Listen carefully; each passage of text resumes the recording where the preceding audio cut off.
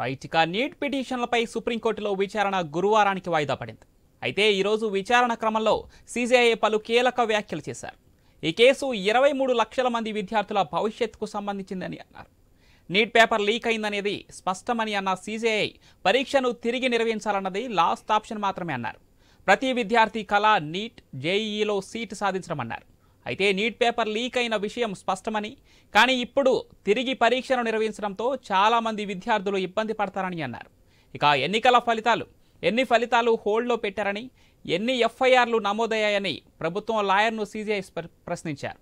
అయితే ఒకటే ఎఫ్ఐఆర్ నమోదైందని ప్రభుత్వ లాయర్ సీజేఐకి తెలిపారు.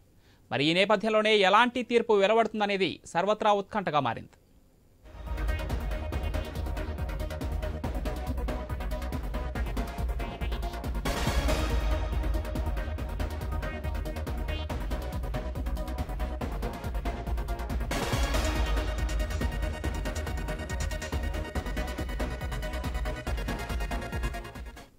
నీట్ పిటిషన్లపై సుప్రీంకోర్టులో విచారణ గురువారానికి వాయిదా పడింది.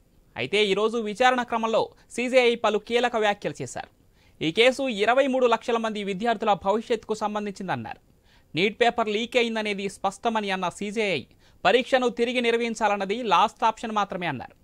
ప్రతి విద్యార్థి కళ నీట్ జేఈఏలో సీట్ సాధించడమన్నారు. అయితే నీట్ పేపర్ లీక్ అయిన విషయం స్పష్టమని, కానీ ఇప్పుడు తిరిగి పరీక్షను నిర్వహించడంతో చాలామంది విద్యార్థులు ఇబ్బంది పడతారన్నారు. ఎన్ని ఫలితాలు హోల్డ్లో పెట్టారని, ఎన్ని ఎఫ్ఐఆర్లు నమోదయ్యాయని ప్రభుత్వం లాయర్ను సీజేఐ ప్రశ్నించారు. అయితే ఒకటే ఎఫ్ఐఆర్ నమోదైందని ప్రభుత్వ లాయర్ సీజేఐకి తెలిపారు. మరి ఈ నేపథ్యంలోనే ఎలాంటి తీర్పు వెలువడుతుందనేది సర్వత్రా ఉత్కంఠగా మారింది.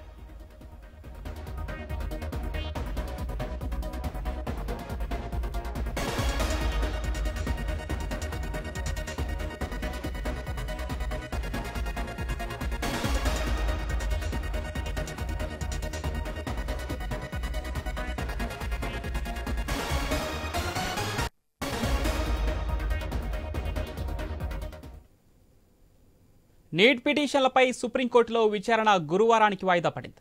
అయితే ఈరోజు విచారణ క్రమంలో సీజేఐ పలు కీలక వ్యాఖ్యలు చేశారు. ఈ కేసు 23 లక్షల మంది విద్యార్థుల భవిష్యత్తుకు సంబంధించిందని అన్నారు. నీట్ పేపర్ లీక్ అయిందనేది స్పష్టమని అన్న సీజేఐ పరీక్షను తిరిగి నిర్వహించాలన్నది లాస్ట్ ఆప్షన్ మాత్రమే అన్నారు. ప్రతి విద్యార్థి కళ నీట్ జేఈఈలో సీట్ సాధించడమన్నారు. అయితే నీట్ పేపర్ లీక్ అయిన విషయం స్పష్టమని, కానీ ఇప్పుడు తిరిగి పరీక్షను నిర్వహించడంతో చాలామంది విద్యార్థులు ఇబ్బంది పడతారన్నారు. ఎన్ని ఫలితాలు హోల్డ్లో పెట్టారని, ఎన్ని ఎఫ్ఐఆర్లు నమోదయ్యాయని ప్రభుత్వం లాయర్ను సీజేఐ ప్రశ్నించారు.